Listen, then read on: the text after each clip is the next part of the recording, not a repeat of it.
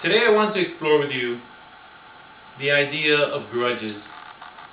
More specifically, why people hold grudges.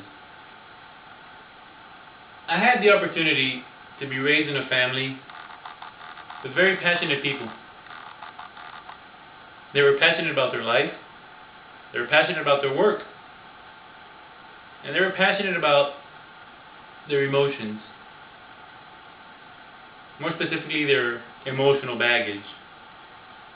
Well, they had the baggage full of pain, full of hurt, all the guilt.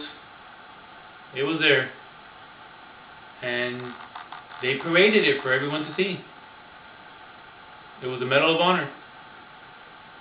I was intrigued how systematically the pains and the hurts played into their everyday life. They identified with this pain. It became who they were.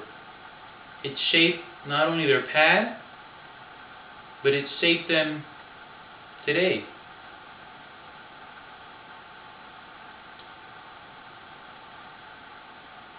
Today I want to explore with you the uselessness of a grudge.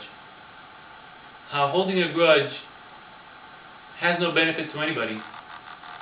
The person who creates it doesn't really gain anything. The person who receives it is usually oblivious to the matter. I will touch on the reasons why people may hold them and how simple it is to look at the alternative. And finally, I will share with you that if there is a victim in the grudge relationship, it's only one victim. People judge because they have expectations. And with these expectations will come disappointment. We will disappoint other people, folks. Problem lies because they're disappointed, but they will not say anything. They'll harbor their grievance. And so here comes their pride, and here comes the ego, and anger is born. And where does the anger go? Into the backpack. Part of the baggage, folks. This new anger is the grudge. And now the grudge has free reign to play out itself. Can you imagine? How dare they? The nerve. Who do they think they are? And it'll replay the story over and over and over, as many times as necessary, as long as there's an audience. Somebody's listening, they're playing it for you. All the while, people fail to see the inherent fault in passing this judgment. And more importantly, the role that they might have played in the events leading up to this disappointment. I guess it sticks with the sage teachings of following the path of least resistance.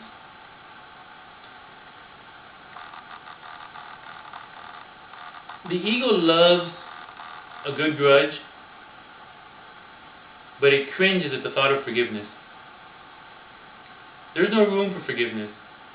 Can you imagine letting your guard down after all the hard work that pride and resentment have invested into this grudge? Nah.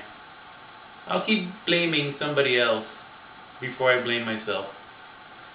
People, grudges are held because the ego is protected. The ego will not allow forgiveness to come in. And if you try and allow it, your ego will retaliate. Why? Because the ego knows how easy it is to just let it go. Just forget it. I mean, the insult means nothing. And the ego knows how hard you work to hold on to the grudge. The path of least resistance is actually filled with speed bumps, filled with potholes, and sooner or later you run out of pavement and you're in the dirt, and eventually you're in the swamp. And you realize that the justifications for creating this grudge are eclipsed by the simplicity of forgiveness. Why do we make life so hard? Rather than extending the love that we so deeply desire, we will create a grudge and become unhappy, bitter, and wallow in our own little self-pity, with nobody really caring. This can become a full-day conference, but I hope that in our short time together, you've gained at least a little bit of perspective. I hope that it will remind you that a grudge is pointless. I hope you're persuaded to reconsider all those times that you thought that you have been insulted, and consider how bad the offense really was.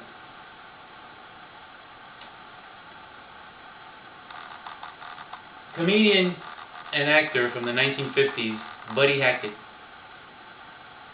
he quoted, "I have had few arguments with people, but I never hold a grudge. You know why? Because while you're carrying your grudge, they're out there dancing." Ladies and gentlemen, if you want to dance through this life, you have to check your bags in at the door. Thank you very much.